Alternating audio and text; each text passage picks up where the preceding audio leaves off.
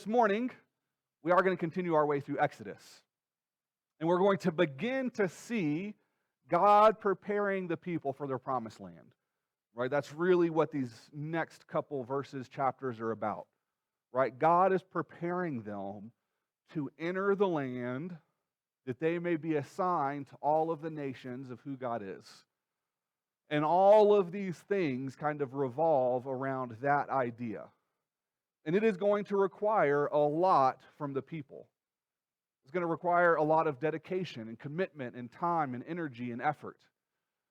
And that is a really hard thing to do. It is very, very difficult and challenging for us to be dedicated to the degree that we need to be. And there are a number of things that bear witness to that.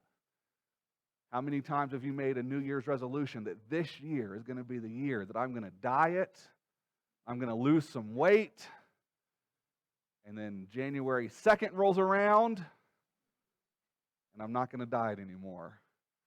Or maybe for the guys who don't really diet, how many times have you started a little home project that's supposed to just take 2 days? I promise. 2 days. And 6 years later, there's still that one piece that hasn't quite been put there yet. And because it is hard to be dedicated. It is hard to follow through on the things that we need to do. Because it's easy to do something for a day. I can do just about anything for a day. What is challenging is the next day. And then the next day. And then the next day. And at some point in time, I simply grow weary. And my dedication begins to wane.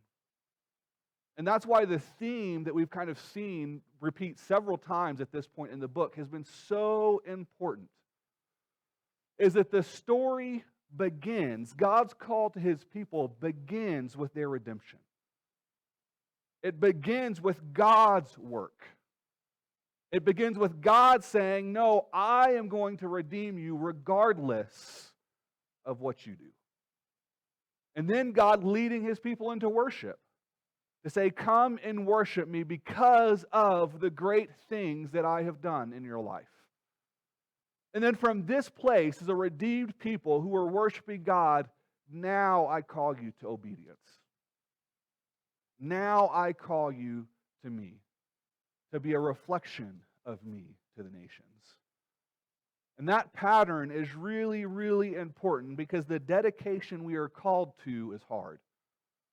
And what we see throughout this whole passage is that God's people are dedicated to Him.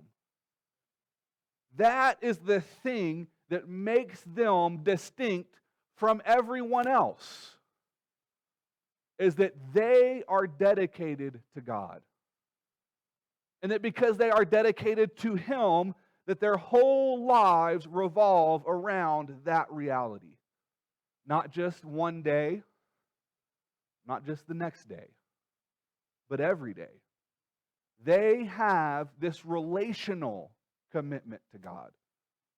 To say that no, God has been redeeming us to draw us into relationship with Him. We now are going to be faithful and committed to this relationship. To pursue all the things that God has for us. And this requires a lot of dedication from His people. Day after day, say, no, we are going to pursue God. And a key piece of what it means for God's people to be dedicated to Him, to pursue Him, is that they cultivate this desire to be in God's presence. That's where we kind of begin today, kind of towards the end of the Ten Commandments. If you remember from last week, they had been called to consecrate themselves and bring themselves and prepare themselves to be brought in God's presence, because in 3 days, God was going to be before His people. Right now, God is showing up on the scene, and we see something a little different than the people being ready and eager to jump in. So Exodus 20, verse 18, and all the people witnessed the thunder and the lightning, the sound of the trumpet, and the mountains surrounded by smoke. When they saw it, they trembled and stood at a distance. "You speak to us, and we will listen," they said to Moses.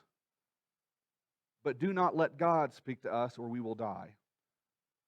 And Moses responded to the people, "Do not be afraid, for God has come to test you, so that you will fear him and will not sin." And the people remained standing at a distance as Moses approached the total darkness where God was. All right, so God had come, God had arrived, shown up to be with his people, called his people to consecrate themselves, and a desire to have relationship with them. People were supposed to do all of this work for this one purpose, to be in God's presence. God shows up, and the people say, "No, thank you. We don't want anything to do with this." Instead of having this respectful fear of who God was, right, a reverence for the God that had drawn them to him, they are afraid. And the very God who had redeemed them, who had been doing all of these things for them, so that they may have a relationship with him, they decide, we want to stay away. Moses, you just speak to us. You go before God, and then you relay the message, and that'll be sufficient. And I think, this is my own interpretation, right? You can disagree with me on this.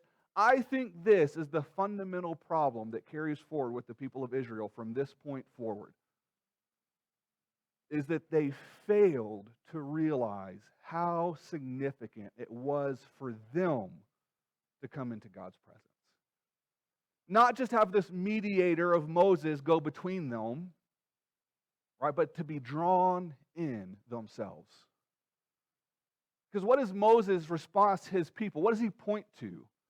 He says, God has come to test you, right, to kind of continue to show you who he is, to continue to reveal himself, that you may know him, that you may have a fear of him.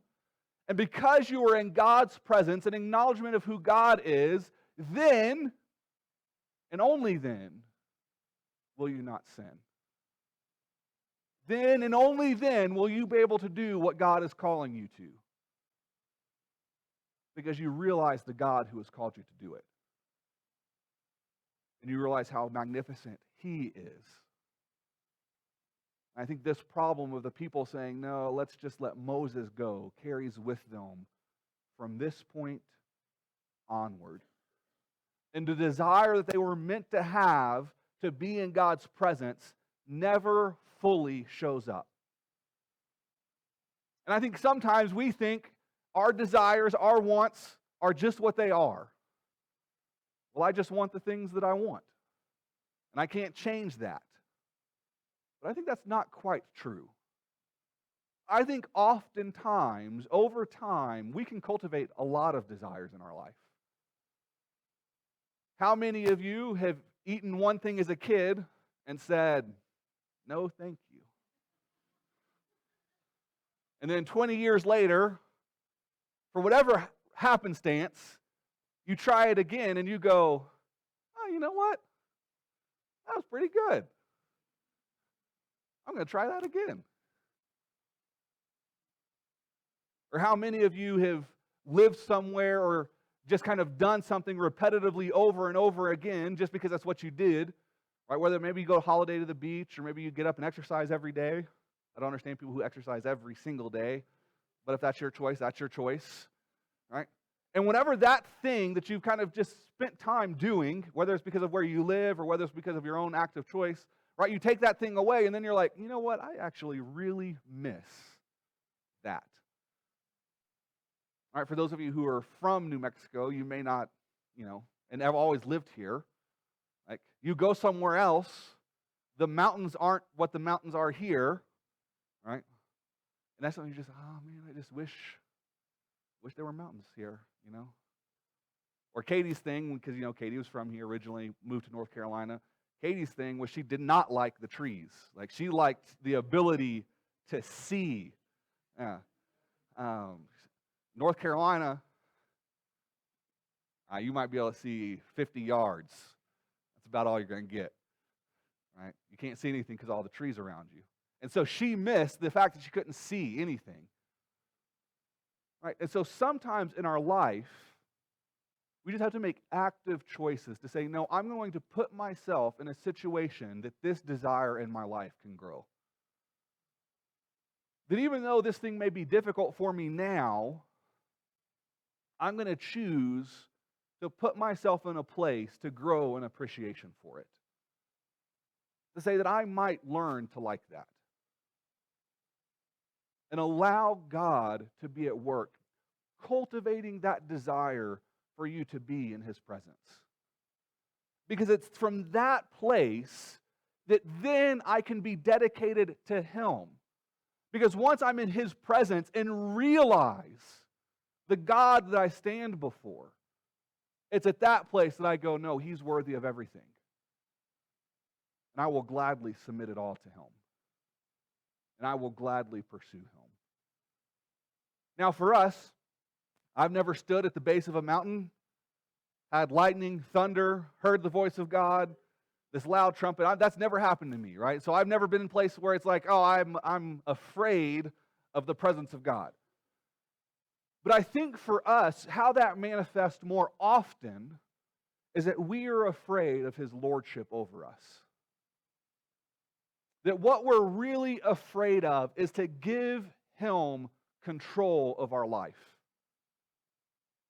To say that, no, you really are worthy of my submission. And I really will follow you wherever you call me to go. And however you call me to live. And because I'm afraid of really, truly submitting to His lordship, I continue to keep His presence in my life at an arm's length. To say that, God, I want you engaged in my life because I want that. I just don't want you to have ownership of my life.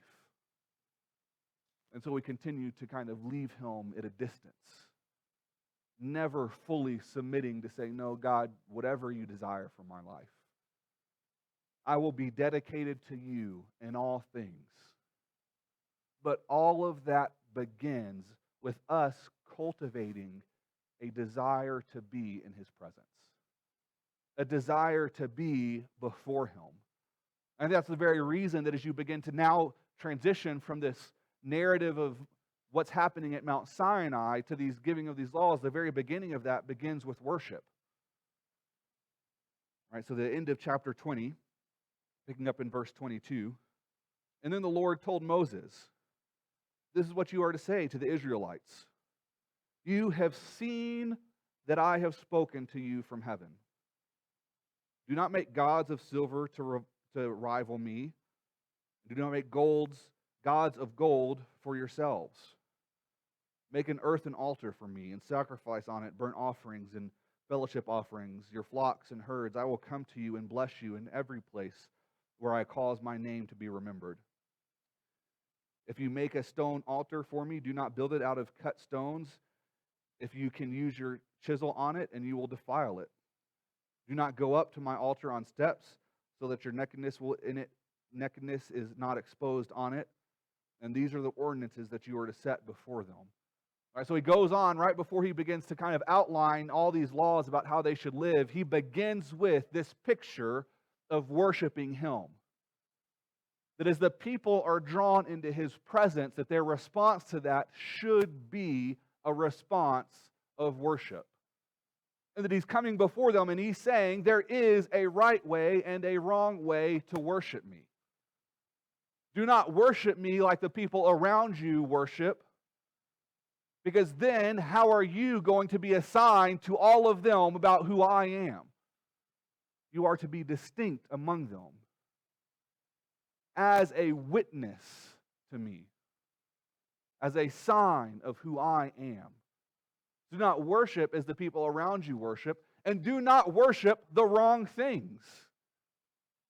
Don't make yourself this grand place to come and worship, that you may be deceived into thinking because of the grandeur of the place that your worship is acceptable. It doesn't have to be this grand, magnificent altar built of cut stone and gold and all of these things. that will over time just kind of draw you away from me. Rather, just come and worship me in the truth of who you are, understanding the God who is before you, that your worship is placed in the right thing. Your worship is not placed in a building or in an altar or in any number of other things, but it's in Him. The quality of our worship does not have to meet the quality of the sanctuary that we gather in. This place does not have to look beautiful. Things do not have to always be right and correct, because my worship is not about the things around me, but it's about the God that I'm coming before to worship. It's about the God whose presence I'm entering. Let that be the thing that guides you into worship as you realize whose presence you are coming into. You are coming into the presence of the God who, as we sang, sacrificed His Son on a cross for your sin, that He was buried in 3 days and raised Him again, that He is now seated at heaven with all authority, waiting to one day return again and redeem all things fully. And every single day, through the work of Christ and the power of the Holy Spirit, you have the ability to enter His presence through prayer, through worship, through His Word, that you can come before that God every day, regardless of the things that are going on around you. You may not be in the perfect place, but God is still worthy of worship. As we enter into His presence as a people dedicated to Him, that this is the foundation that everything else builds on. That I'm in His presence. And when I realize how magnificent He is, that He's the one who's redeemed me, my response at that point is not simply the dedication of aspects of my life. My response is not to say, well, God, you can have this, but not this. My response is, God, you can have all of it. That my whole life should be dedicated to the Lord. Not just aspects, not just pieces, not just this thing or that thing, but all of it. Because the reality is, there is no such thing as an undirected life. The choices that I make every single day are guided by something. Something is dictating what choice I choose to take. The question simply is the thing that is guiding my life in that way the Lord, me, or something else? And if the answer to that question is, well, it's really me or it's really something else, then we have problems. Because our life will not go the way that it is meant to go. And I don't mean that in the sense of like good things or bad things. I just mean in the direction. I've gotten on the highway going the wrong way. Because something is going to guide me. And if it's me, it's going to be my wants, my desires, my choices. Desire for more friends, more money, more enjoyment. That's going to dictate what jobs I take, how I go about those jobs, the people I choose to be around, the way I choose to spend my day. If it's something else in my life that's kind of dictating where I go, maybe money's become such a big thing for me that dictates all the choices I make. That then dictates the jobs I take, how much I work, all these things, right? Why do I work 12 hours a day? Because I want that. And it doesn't have to just be money. It can be a lot of things. Believe it or not, your family can be that thing. My family's place in my life is not one. My family's place in my life is second. And that's important. Because if my family is number one, then I will forget that my ultimate call is to guide them to God. And I will become more concerned about their good than I will be concerned about drawing them into the presence of the Lord. And so anything can take that place. and anything can begin to guide your life. You have to make a constant and consistent choice to say, no, I am going to only allow the Lord to be the one who guides me. That I will make the decisions on all the things that I do in my life based on Him. Because He is the one who is worthy of all of it. And as He begins to reveal Himself through the giving of the law, that's exactly what He's doing. He is not just giving Israel a bunch of rules to follow. He is giving them a picture of what His character is calling them to. As you would I'm not going to work my way through the laws. It's a chapter and a half of laws. I'm going to spare y'all going through each and every one, right? You can go back. I trust that all of y'all can read. You can go back, you can read them. Right? But as you work through some of these things, the consistent refrain that kind of shows up in about 2 or 3 places is this idea that you are to do this because I am the God who redeemed you out of that. So you should know that I don't want that because of who I am and because of the things I've done. And so what He's laying out for them is He's kind of saying, hey, look, this is who I am, and this is how you are to live in light of that because you are to be a reflection to the nations of me. And so live according to that picture. And that picture is not just lived out on a Sabbath day or a festival. That reality is lived out every day. I don't choose to glorify God in my life when I come to church. I don't choose to glorify Him when I show up to men's breakfast or a planning meeting. I choose to glorify Him in the day-to-day activities of my life. And what God is showing them is this is what it looks like for you to follow me daily. As a nation, come before me. Right? Now, there are some important distinctions, right? I do want to kind of throw 2 quick caveats out there about this. One, this was given in a historical context to historical people doing something very specific. Right? So we can't just read the giving of the law and then say, this is a one-to-one application to us. Because we're not the people of Israel. We're not being called to the promised land. We're not doing any of those things. Right? Even modern-day Israel is still not this Israel, because this Israel is in a totally different historical context, right? So we can't just pick this up and say, oh, well, if our country just did these things this exact way, that's what we should do. Well, that's not exactly it, right? We should emulate the foundation of these things. We should desire to cultivate God's character in our life. We should desire to see that in our country. We should desire to see that in our laws. But the exact details of that may look a little different. And so just to give you an example, right, is to help you kind of track. We do not live in a country that utilizes slave labor anymore, right? So it's hard for us to make a one-to-one correlation of the slave labor laws in this context to us. We also don't celebrate the year of Jubilee, where slaves would be set free, which also makes it hard to apply this, right? But the principle that's there is no, even if these are the people who have come to you that you've enslaved for whatever reason, they're your working force, right? That you should treat them a particular way. So yes, there should be corporate laws that govern how those corporations treat their employees, who treat their labor force. Because their labor force is not simply just there for their own good, right? But their labor force is a reflection of God Himself, as image bearers of God.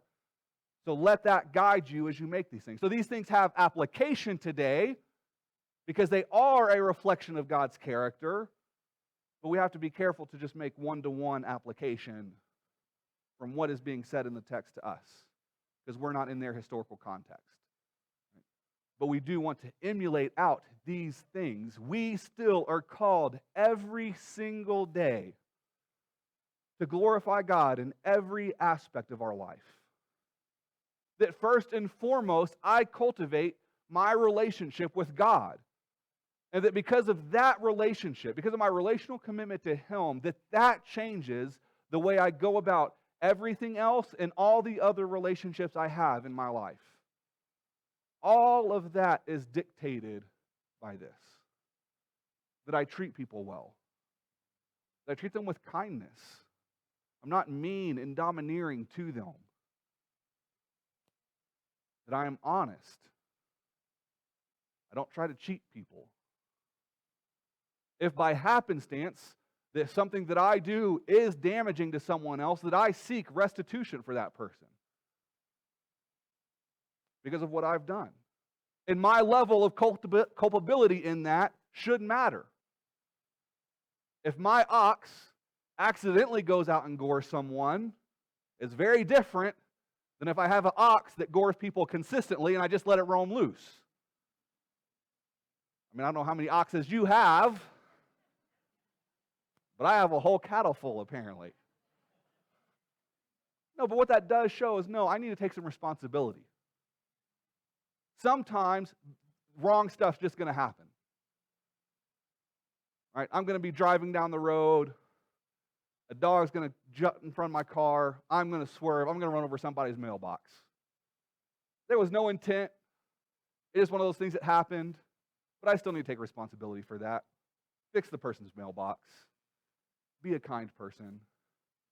Now, that's a different thing than if I'm just driving down the road throwing M80s in people's mailbox. Not saying any of you have ever done anything like that in a prior life. People my age may not even know what an M80 is, but, you need to take a little bit more responsibility at that point in time because you were doing something you knew not to do. You were damaging their property. You need to be respectful of them and their things. Right? Live out the truth of who God is. That He is a God who loves, not devoid of justice, not devoid of holiness. We've talked about that a lot. But He is a God who loves people. Be a person who loves people. And as you love God, as you cultivate that relationship with Him, let that overflow in your life. And the ultimate outworking of that for us, this side of the cross, is the continued proclamation of who Christ is. That's the most loving thing I can do to people, is not just let them go to hell on their own. Because when I don't share, that's exactly what I'm doing. When I don't share the good news of who Christ is and what Christ has done, I'm just willingly letting people take their lives to a place that they don't want them to go. So the most loving thing that I can do for anybody is just be a witness to the truth of the gospel. Sometimes just through the way that I live. Sometimes through word. Most times through both. But that I'm leveraging my whole life for God and His glory. There's some examples of things like this, even just from our own small little congregation. Right? Keith, who some of y'all have been getting to know, they've been coming for most of the year, gets coffee at Starbucks most Tuesdays. I won't put the pressure on him to say every Tuesday. Most Tuesdays. Right? And he sits down with a buddy and they talk about God things. Right? Well, through just that consistency of over time being there, there's a guy who sits next to them who just happened to start asking questions because of the consistency of living a life for the gospel. He wasn't even the target of it. It just was a piece of it. Or Jolene is out of town today. Jolene is out of town because she's going to see a lifelong friend to spend time with her who doesn't know Jesus. Leveraging those things you have in your life for the sake of Christ is the essence of what this is pointing to. To say, no, your whole life needs to be leveraged for Christ, both in the way that you live and in the things that you do. You are to be a reflection of God because there is a redemption and a purpose behind what is happening. God has redeemed them. And now He has called them to be a picture of Him to all of the nations, that everyone may know the truth of who He is. As we draw into God's presence, as we dedicate our whole lives to Him, We have to be committed to that every day. That we are committed to the Lord.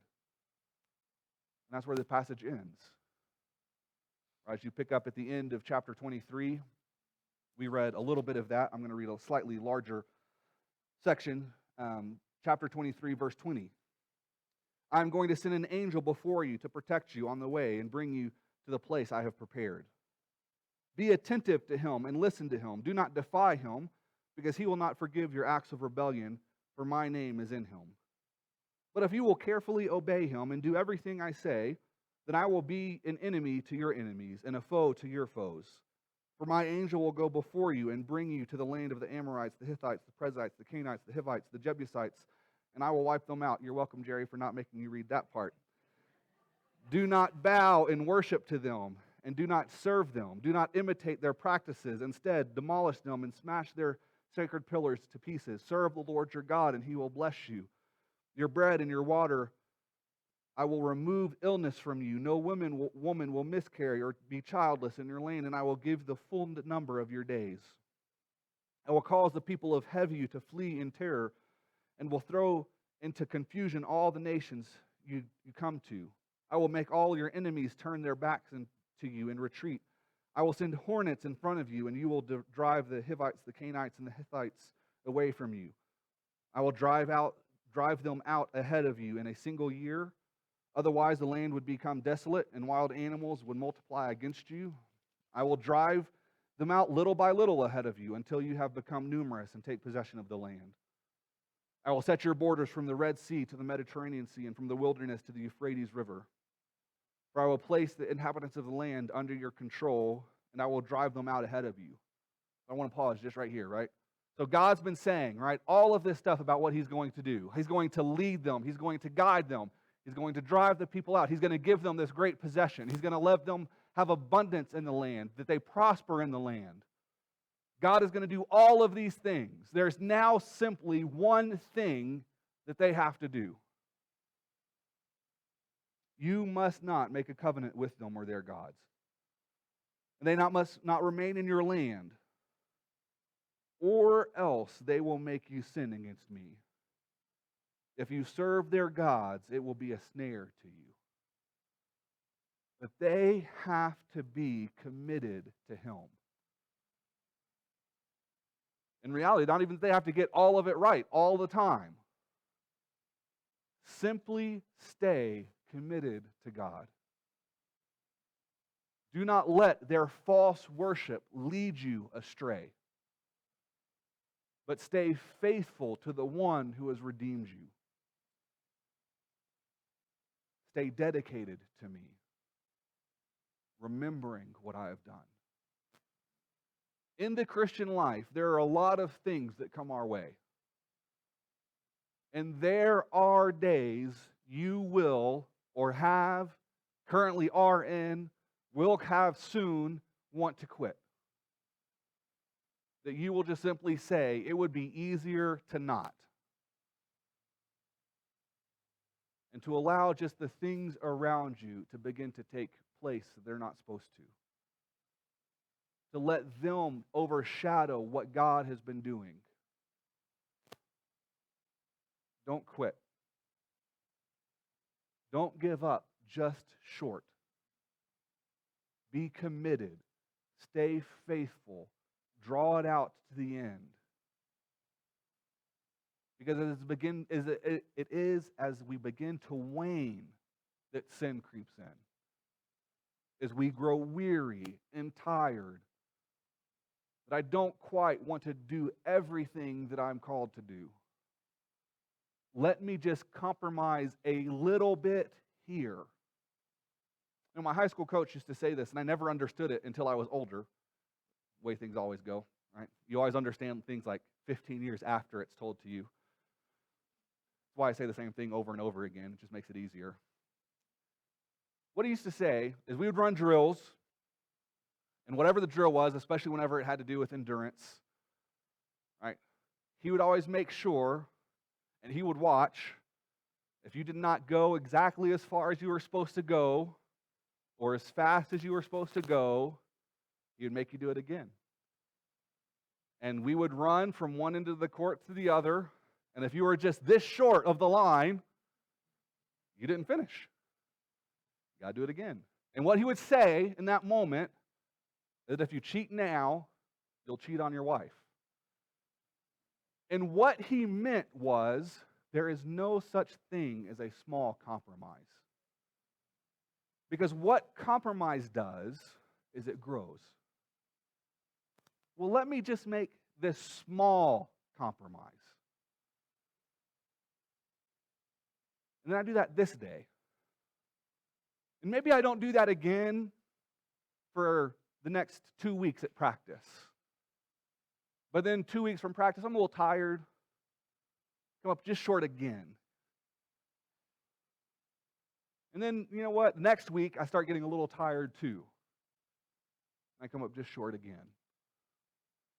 And before you know it, I'm coming up just short at every practice. So then I go to college, and I get to college. You know what? This test is a little bit harder than what I expected it to be. You know, I ran short on those practices at school, in high school. It really didn't matter. Let me just take a little bit of liberty. Fall a little bit short. Then I get to out of college, I apply for my first job. And they say, hey, do you have this much experience? Because this is what's required of you. I have 4 years of that experience, but not the 5 they want. But I can fudge the 5. So let me just say that I have the 5, even though I only have the 4. Don't tell them. It's not really that significant to the job. A few years later, you get married. You start having kids and everything's going great. But then things start going hard. It's not as fun and enjoyable as it once was. Maybe the marriage hasn't met all of the expectations you would have hoped it would have met. And you just run across this lady who's very kind and nice, you enjoy conversation with. Oh, yeah, hey, what's the harm in that conversation? Conversation goes well, things are good. And just slowly over time, that habit that has been cultivated over years of just small little compromise begins to grow. And what God is saying is, don't compromise your walk with me. Because no matter how small you may think that compromise might be, there is no such thing as a small compromise when it comes to your walk with the Lord. Because the devil is prowling, waiting to to devour those who follow him. So don't compromise. Don't make a covenant with the gods that are around you. Don't make a covenant with the people around you who aren't faithful to pursue God with the same dedication to the cross that you have. Because we are called to be a distinct people, so that the world may look to us and see a reflection of God in us. May we properly reflect that day after day. And so as you think about what does this look like in day-to-day life, what I would encourage you to do is just make small daily commitments to be in God's presence. Every day. And don't even necessarily start with, I'm going to do every day for a month. I'm going to do every day for a week. And just start there. And just say, I'm going to do it either, hey, there's lots of ways. Pick up your Bible. Be in God's Word. Be in prayer. Worship. Sing. Say, hey, maybe I can't do it by myself. I'm not really sure how to do this or how to do that. Find someone else to say, hey, for the next week, would you mind getting coffee with me every morning, every afternoon, every evening? Let's grab coffee, and let's just talk about what God's doing. But just find a small way every day to be in God's presence. Because just like compromise, those small daily choices add up over time. How do you get to know your Bible? Not in a day, not in a year, probably not even in a decade, but just over a long period of time, just saying, hey, I'm going to do this. Some of you may say, well, I just don't know how to pray well. And you may say, well, can you give me something to help me pray better? And yes, there are tools, there are things out there you can use, but you want to know how you become a better prayer? You pray. You pray. And if you don't know what to pray, just come in God's presence and say, God, just reveal yourself to me. And when he does, and it may be weeks, right? So don't put God on some type of timeline, right? Don't test him. Don't be Gideon, throwing out your fleece over and over and over again. Just come before him and pray, God, would you reveal yourself to me? And maybe you pray that every day this whole week. How long did that take me? 2 seconds? God, reveal yourself to me. I want to be in your presence. Would you cultivate that in me? Pray that every day. And when he does do it, go back and worship him for it. Go back and just say, God, I'm so thankful for what you've done. I'm so thankful for how you showed up. And you know what's going to happen? Your prayers are going to get better and better and better because your prayers are focused on what God's doing and not you. So just pray. Well, I don't like songs. I don't like to sing. I guarantee you I could find a song in here that every single person in this room likes. And why do I know that? Because you've been somewhere and there's been something going on in your life. You went to church that Sunday. They sang this song. That song spoke to your circumstance, and you just held on to it for years. Right? And every time you hear that song, you think about, well, oh man, I remember God did this. It was so great. Da, da, da, da. Has nothing to do with the song. It has to do with God working in your life. So go play those. Well, like, I only have one. Who cares? Go play that one over and over and over again.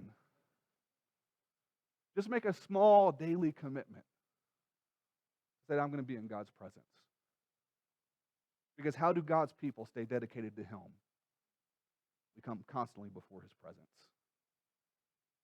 Not afraid of him, but cultivating a fear of him that we may not sin, that we may live according to what he has called us to. Lord, we are so grateful